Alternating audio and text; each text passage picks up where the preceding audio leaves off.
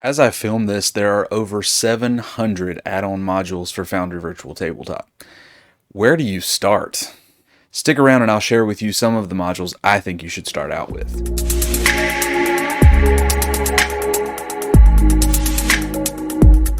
What's up, gamers? I'm Josh, and this is Copper Dragon Games. On this channel, we talk about Dungeons & Dragons, from DM tips to tabletop resources, product reviews, and more. So if you're into that kind of thing, click on that subscribe button so you don't miss any future updates. Today we're looking at Foundry Virtual Tabletop, my personal favorite virtual tabletop, and specifically some add-on modules that I think are necessary, maybe not necessary, but awesome to use in your games. I've created content like this before and it's been really popular, but I've come to realize that every month or two it needs to be updated because there are so many new modules or so many great modules that have been updated that I kind of need to keep adding to the list.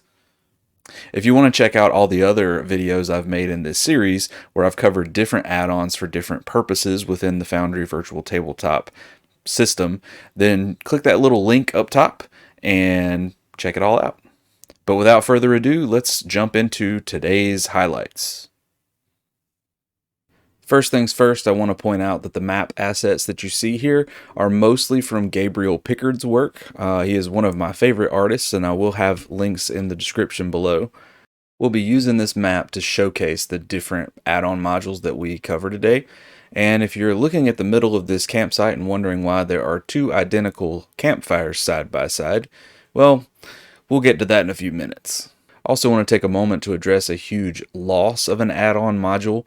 Technically it still exists, but one of my favorite add-ons that doesn't work anymore is the Kobold Press OGL Compendium that let you bring in monsters and creatures and spells and such from all the Kobold Press publications. For whatever reason, it has not been updated in about 8 months, and one of the updates between then and now seems to have broken the add-on, and it is more or less useless. Speaking of useless, I am pretty useless when it comes to developing these add-ons, so I just have my fingers crossed that somebody else picks up that project and runs with it and gives us something to replace it with. Because I really hate having to manually put in the stats for all those Tome of Beasts monsters that I absolutely love to use, but I tend to skip over now that I have to go through a lot of effort to get them in there. But with that said, let's jump into the modules that we're actually covering today, starting with GM Notes. Now this module is what I consider a must-have for any DM who is keeping lots of lore information and things within the Foundry setup. If you are keeping all your information elsewhere on a notepad or in a Google Doc or whatever, then this probably isn't going to be very useful to you. But if you are keeping notes on your campaign within Foundry, this is excellent. It gives you a separate space on every single journal entry in your game that you can take notes and players can't see them. It's very easy to set up. You just install it like a normal add-on, and it adds this little GM Notes link at the top of every journal entry. Now, if you are not sharing your journal entries with your players in the first place, this isn't going to make a difference because, well, they can only see what you want them to see. But I like to give my players the opportunity to actually edit the journal notes. That way they can keep notes within the system and I can see their notes. I went into a lot more detail on GM Notes in another video that I created a while back where I compared GM Notes to another add-on that tried to achieve the same thing. In my opinion, while the other add-on had promise, GM Notes definitely won out for various reasons that you can check out in that other video, which I'll link in a card above and also in the description below. But we'll give a quick overview here just because. GM Notes puts almost like a sub-journal addition to every single journal entry that you have. And you can just click on it and it brings up a second screen. Now, these are notes that you can see, but your players can't, even if you have given them permission to edit the journal entry. Even if you've made them an owner of the journal entry, they can't see your GM notes, which is very useful. If you ever decide you want to share it with them, you just click on this little Move GM Notes to Description button, and it'll move your whole thing over. This just keeps your journal entry panel a lot cleaner, because all your secret notes don't have to be in separate journal entries that are hidden from players. You can just you can actually give your players access to all the journal entries as owners and still keep notes that they can't see.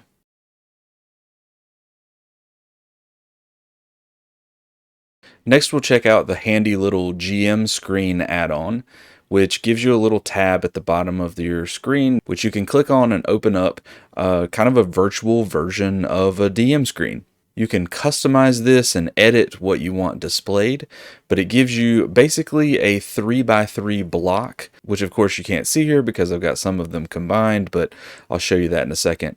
It just gives you the opportunity to take some of those rules that you don't use very often, or perhaps stats that you know you're going to use in an upcoming session, and pin them to this virtual Dungeon Master screen so that they're really handy. You don't have to go digging for those rules that you know are going to come up or you suspect are going to come up. It's good to have those rules there just right in front of your face that you can pull up at a moment's notice. But I'm going to actually clear this so you can see a blank slate and see what you get to start with. Okay, so I think I said 3x3 grid earlier, but it's actually 3x4. You get 3 rows, 4 columns, and each of these rows you can click on and find different stat blocks. This is kind of a testing campaign setup that I use just for YouTube videos, so there's not a whole lot here beyond the default, but you can look up rules that you've imported. You can add items to this that you know are going to be used. You can put rollable tables on here that you know are going to come up, like your encounter tables, or if you do treasure tables, anything like that. It just puts all those things in a really handy, easy to access spot. You can add any of these here. If you happen to add one that is big, for example, this ancient green dragon, which is a big stat block, and in this 1x1 block, it's actually probably less convenient than just pulling up the character sheet in a separate window. But luckily, we have the option in this system to resize the window. So you can say, I want this to span 2 columns and 3 rows, so that it resizes it, and now that stat block fills up a bigger space that is easy to read and accessible.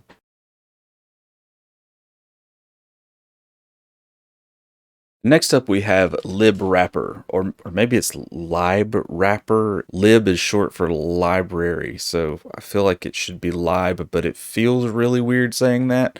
Libwrapper. Anyway, this is an interesting little add-on that doesn't appear to do very much on the surface. You may add this to your game and forget that you've even installed it most of the time, because it doesn't do anything active that's really noticeable, but it's really important to have, especially if you run a lot of add-ons, because it helps manage some of the conflicts between them, and it alerts you if you do have a conflict between them. And even more than that, there are new modules that are coming out that actually depend on it to make sure that they don't have conflicts with other modules. So as you install some of the newer add-ons, if you haven't added Libwrapper first, they'll actually show you a warning message saying, hey, you need to install this or you might run into conflicts with other add-ons. So this one is, I don't know, I don't want to call it cool. It's not like flashy or anything, but it's one of those really good utility add-ons that just kind of greases the wheels and makes everything run better together. It is cool that you can pull it up and actually add priorities. So you can say, if there are conflicts, I want you to prioritize this module over another one. But it also lets you know if you have conflicts between different modules.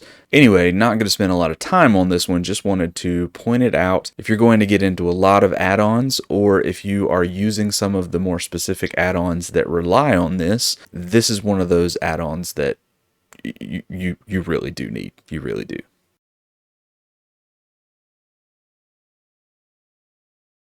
For the next add-on, I'm actually going to unpause the game and switch over to a player screen. It's kind of hard to demonstrate this one without seeing what it looks like from the player's end. This is the Roofs and Overhead Tiles add-on. Okay, so to demonstrate what this add-on does, I feel like I need to tell a story here. In one of my previous campaigns, one that ended relatively recently, I had a forest encounter on a map somewhat similar to this one, and there were lots of trees on it, obviously, because it's a forest, and my players were running around fighting monsters in between the trees, and we had some questions that came up mid-combat about like movement under the trees, and these are pretty decent sized trees, and you can kind of imagine in if this were not a top-down map, players would likely be able to move under those higher branches.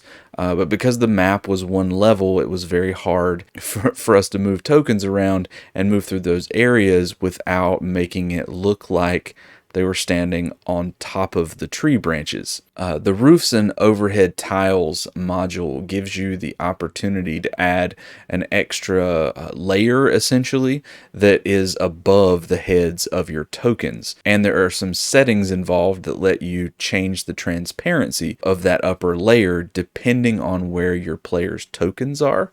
So I've got it set up so that there's this big tree over here on the side, and as I walk my player token over to it, you can see I've got a wall around the tree trunk over here. So vision is being blocked on the side. But actually, let me zoom in a little bit here. I think that will be even better. All right, yeah, so you can see I've got the tree trunk blocked off with walls, so you can't see through it. And then you see all these big branches. This is a pretty good sized tree, and without this module, this player token would just be standing on top of it if I moved him up to the base of the tree trunk. But with the Roofs and Overhead Tiles module, as soon as I move into a space where the tree branch coverage is over his head, the entire tree, or at least the branches part, turns mostly transparent, so that if I'm not under the tree, the player can see that the tree branches are there, and then when you actually walk under it, they disappear so you can see a little bit better. So let's go back to the DM side of things, and I'll show you a little bit more about how that works. This gives you so many more mapping options. Oh, I forgot. It automatically goes transparent if your players are under it on the DM side of things. So let's look at it this way. On the DM side of things, if there are no tokens under it with vision, then it just looks like a normal tree. But if you go to your tile controls and highlight it, it will go transparent automatically so that you can see what's underneath it. Now, when you have it highlighted, you can right click and you get a lot of additional options for that tile. Let me zoom in over here so you can see better. These control the transparency of that upper layer, and you can set it so that it's partially transparent whether there are tokens under it or not. You can also set it so that it stays opaque when players walk under it, and then there are some prefab settings, so to speak. But switching back and forth from the floor to the roof is as easy as the click of a button. So you just drag it out onto your map, and if it's a roof and you want it to be an upper level, you just label it a roof, and then you can decide how transparent you want it to be normally, and then when your players walk a token under it. If it's something like the roof of a house, you might want that roof to be completely opaque when players are not standing under it within the building itself. But in cases like this, where you have a tree and players could theoretically see under it, even when they're not standing under it, that would be a time to make it semi-transparent whether they're standing under it or not. That way you could place enemies there, and players moving around the map would know that there's an enemy lurking under that tree because they could see kind of the token. And then when they move their token underneath the tree itself, it becomes more transparent and they get a better view of what's going on.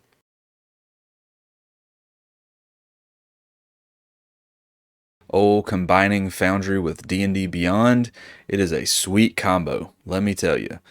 This next app I have really kind of avoided for a long time because my players have used D&D Beyond for their character sheets since before we even switched to Foundry. The Beyond 20 app is useful both with Foundry and Roll20, which is what we were using before, and after we made the switch, we just kept using it as is. So I never really felt the need to import stats. We basically made sure that everybody's initiative value was accurate within Foundry, but initiative rolls and the combat tracker were really the only thing that my players were doing within Foundry as far as rolling. Occasionally they would need to make a roll with the dice tray, which you can see down here in the bottom right corner and that I covered in one of my previous videos, but I just never got around to, never saw a whole lot of value in going through the effort to import all those stats into Foundry, because on the D&D Beyond page, all you have to do is click on one of these things, and as long as you have the Beyond 20 app enabled, it just rolls it straight into Foundry, and you don't have to worry about having any stats in Foundry. You can track everything here on D&D Beyond and not worry about it. I do want to point out while I'm here that this artwork you see in the player character portrait box is actually custom artwork that was done by my buddy Tom, who is a player in that game, and he has his own site and on Twitter, which I'll put in the description below if you like this kind of style of character portrait. He does portraits and also has dabbled in top-down tokens in the same vein as Devin Knight and Tom Kartos and others in that style that I have loved and continued using. That said, because I have really focused on using these controls and not importing any of the character stats into the actual Foundry program, I actually have been missing out on some of the cool add-ons that rely on the actors being updated with current stats. And if you want to take advantage of all those modules, you need to have them in there. And if you still want to use D&D Beyond, you need to be able to transfer back and forth. Otherwise, it would be a tedious task that I don't know that anybody would actually want to do on a regular basis. So we fall back to using the D&D Beyond Import add-on. And luckily, it is a very easy add-on to use. I'm actually going to create a new add-on here. We'll call it Zilverin, the name of Tom's character from my last campaign that we sort of ended / put on hold for the near future. And once you have an actor, it doesn't matter what else you put in besides the name. You get this little D&D Beyond link right here, and you can click on that and paste the URL of that character sheet, and then you can choose lots of different things here. So you can see here I have intentionally left weapons and other equipment unchecked here, heeding the suggestions of one of my frequent commenters, Brian. In my next campaign, I'm actually going to be using D&D Beyond to manage most stats and everything, but all the weapons and equipment will be and actually currency too, I think. But all the weapons and equipment and currency will be managed within the Foundry program rather than on D&D Beyond. You can uncheck all these boxes and just get the spells and images and features and classes and all that good stuff, and not worry about the weapons and equipment that you're tracking in Foundry getting overwritten. So that said, once we've decided what we're going to use here, we can start the import. And it's really quick, doesn't take very long, and then hey, there we go, we have Zilverin updated in Foundry. The only thing we need to do at this point is go in and change the token. So let's grab a token for Zilverin here, and let's see if I can remember where I put it. I think I just have it under my generic tokens folder. Yeah, okay. So then we update that token, and we have the character portrait that imported automatically, and we've just updated the token.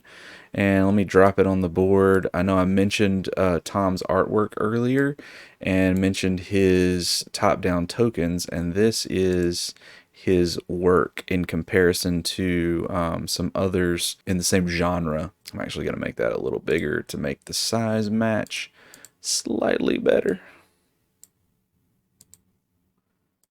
And there you have it, a very quick and easy way to get your D&D Beyond characters over into Foundry.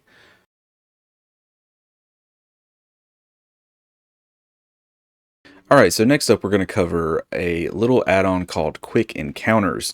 And this makes your maps a little more tidy. As any encounters that you have planned, you can kind of make them disappear until you're ready to run them. I use this a lot for those generic maps that you kind of need to have in your back pocket for games online where the party ends up going way off course and you don't necessarily have a map prepared for that location, and you just need something generic like a forest scene or a random city block scene or whatever. Quick Encounters lets you keep that scene itself empty, but gives you an option of hiding some monsters completely off screen, not just making them invisible to players, but taking them off the screen entirely and then leaving a little map note that you can double click on and run that encounter, and it will repopulate the map with all the creatures that you intended to be associated with that encounter. So for example, on this map, we have Quick Encounter set up. Where did I put the token? There it is. It actually doesn't matter where you move the map token. When you add your monsters, Quick Encounters actually remembers their location. So you can keep the encounter map marker in the same spot where the encounter is going to take place, or you can add lots of these to the same map and then move them all off to the side, put them in the margin, so to speak, so that they're not cluttering up your space. So when you're setting up to use Quick Encounters, you can add a bunch of monsters to the board, and whatever positions you put them in, the encounter is going to remember where they are. Then you could select all of them and go over to this create a quick encounter from those tokens. Just click it and it creates a map note for you, and it automatically names it based on the scene that you're in, and it also automatically adds a map note to that scene. And then from that point on, anytime you want to, you can double click on that and it'll bring you back to that same screen. You can customize this so you have more notes about that encounter if you'd like.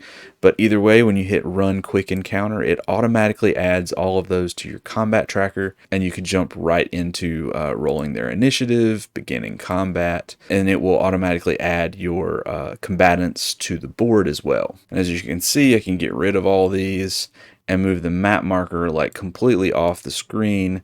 Doesn't matter, it's still going to add the combatants, blah blah blah, and they will go into the same spot where the map marker remembered that they were when I added them to the encounter.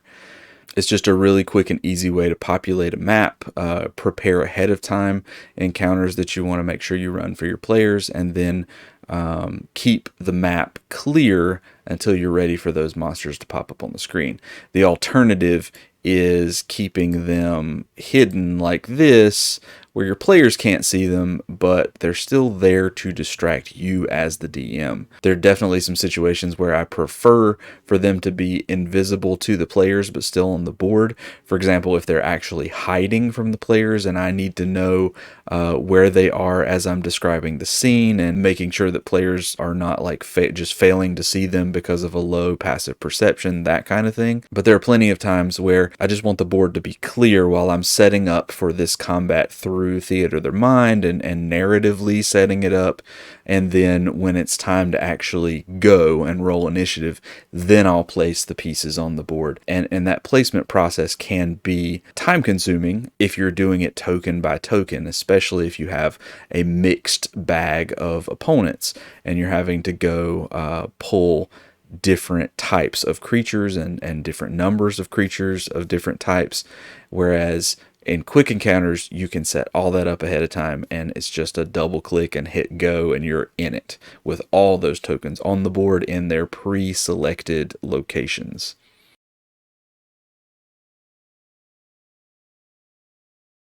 Last up today, we're going to be talking about Token Attacher, which is a really, really deep and robust set of tools for Foundry Virtual Tabletop that I am not going to take the time to go into in a lot of depth, but I do want to show you a couple of quick things and just kind of give you an example of something that it can do, and then you can let your imagination and your creativity within your own setup do everything else for you. This is kind of the tale of two campfires here. They are identical except for one thing, and that is that this one, which was built with 3 or 4 different components, there is a tile of the actual fire with the wood on the side, and there's a picture of the flame.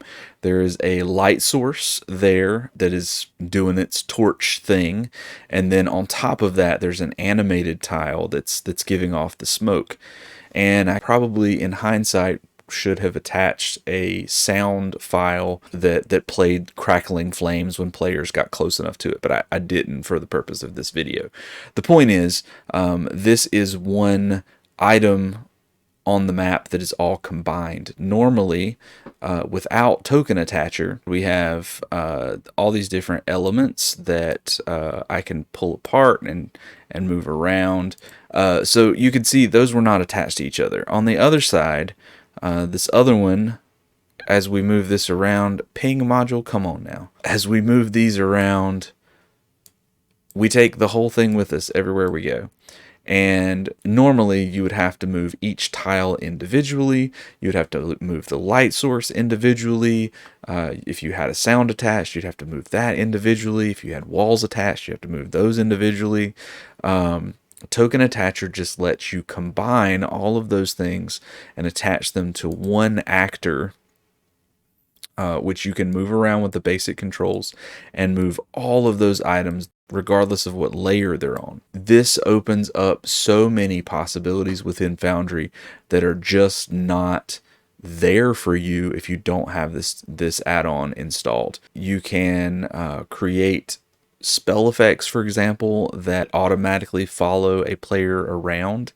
You can create a torch similar to this that you can attach to a player's token, and then that light source and everything would move around with the token without the player having to manage another piece on the board, so to speak. There are just so many possibilities, and I'm not going to go into all of them. If you want a very, very detailed deep dive into what Token Attacher can do, I really recommend you check out a video over at Bailey Wiki. That channel focuses on some of the art assets that they put out through a Patreon, but the video that Bailey Wiki did on Token Attacher really just kind of goes through all the details and really changed the game and opened my eyes to what is possible within Foundry. So many doors are opened with the addition of this add-on that I mean, I can't imagine I would ever use all of them, but just knowing that you can, this is a huge addition to what you can do in Foundry. One of the things that really speaks volumes to what makes this particular virtual tabletop so much better than a lot of the competitors. And I would argue all of the competitors, but I'm sure somebody's going to blast me in the comments with their favorite virtual tabletop that is not Foundry. Whatever, man. Foundry's awesome. So there we go. So we're going to end on that note before I get on too big of a soapbox talking about how much better Foundry is than all the other options out there. And that's where we'll end this list. At some point around now in the video, there should be a link to the Foundry Virtual Top Resources playlist that I have available on my channel. If you like this video and want to see others like it, I want to encourage you to click there and check out the other content I've created. And while you're here, don't forget to subscribe and click that notification bell so you don't miss any future content. I'll be back soon with new tips and tricks to help your game of Dungeons & Dragons be the best it can be. See you then.